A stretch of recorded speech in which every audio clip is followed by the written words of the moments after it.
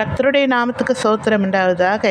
இயேசு பிறக்கப் போகிறார் என்பதற்கான அடையாளத்தை ஏசாயா தீர்க்கதரிசி புத்தகத்தில் 7ஆம் அதிகாரத்திலே 14 சொல்லப்பட்டு இருக்கிறது. ஆண்டவர் தாமே உங்களுக்கு ஒரு அடையாளத்தை கொடுப்பார். இதோ ஒரு கன்னிகை கர்ப்பவதியாகி ஒரு குமாரனை பெறுவாள், அவருக்கு இம்மானுவேல் என்று பெயரிடுவாயாக என்று சொல்லப்பட்டு இருக்கிறது. இதே மத்தேயு புத்தகத்திலே 1:23 நிறைவேறினதை நீங்கள் காண்பீர்கள். இயேசு கிறிஸ்துவை தான் சொல்லுகிறேன். அவருக்கு இம்மானுவேல் என்று மறுபெயர் இருக்கிறது. இம்மானுவேல் என்றால் தேவன் நம்மோடு கூட இருக்கிறார் என்று அர்த்தமாம்.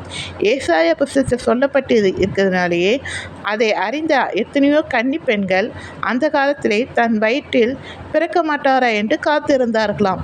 யாருக்கும் கிடைக்காத பாக்கியம் மரியாளுக்கு கிடைத்திருக்கிறது. அதனால்தான் தேவதூதர்கள் மரியாளை பார்த்து, கிருபை பெற்றவளை நீ வாழ்க என்று வாழ்த்தினார்கள். யோவான் சானகன் இயேசு கிறிஸ்துவுக்கு வழியை ஆயத்த பண்ணுகிறவனாய் வனாந்திரத்திலே கூப்பிடுகிற சத்தமாய் இருந்தான். நாம் இன்று இயேசுவின் இரகசிய வருகையை குறித்து எல்லோருக்கும் சொல்லிக்கொண்டே இருக்கிறோம். அவர் ஒரு திருடனை போல வருவதை, அவர் எப்பொழுது வருவார் என்று யாருக்கும் தெரியாது. அதாவது 2ஆம் வருகைக்கு முன்பாக இயேசு கிறிஸ்துவின் இரகசிய வருகை ஒன்று இருக்கிறது. 2ஆம் வருகை என்பது எல்லோரும் காணும் வண்ணமாக யுகராஜசிங்கமாய் நியாயத்தீர்க்கிற நியாயாதிபதியாய் பல பரிசுத்தவான்களோடும் திரளான தூதர்களோடும் வரப்போகிற இயேசு கிறிஸ்துவை குறித்து சொல்லிக்கொண்டு இருக்கிறோம்.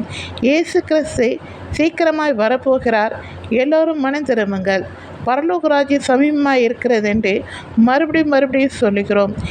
நீங்கள் ஆயத்தமாயிருங்கள். எந்த நேரத்திலும் இப்பொழுது இரகசிய வருகை அதுக்கு முன்பாக இருக்கிறது என்பதை நான் சொல்லிக்கொள்கிறேன்.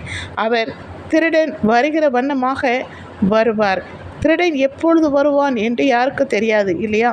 அதே போலவே இயேசு கிறிஸ்து திடீர் என்று வருவார். ஆயத்தமாக இருங்கள். நன்றி.